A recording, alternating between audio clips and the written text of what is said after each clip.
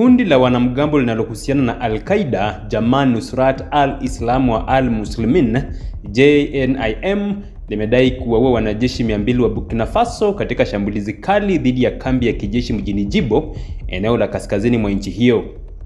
Taarifa hii imetolewa na kundi la Site Intelligence Group ambalo hufuatilia harakati za makundi yenye msimamo mkali mtandaoni.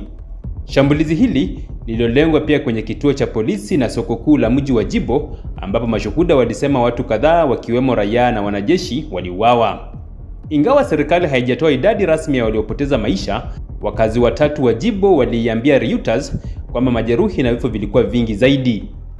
Ripoti ya Al Jazeera ikinukuu mwandishi wao kutoka Dakar, Senegal, Nicolas Hack, alisema kuwa mashambulizi hayo yalidumu kwa siku kadhaa. Kambi moja muhimu ya kijeshi ambayo ilikuwa ikilinda wakazi wapatao 200,000 wa Djibo iliteketezwa kabisa.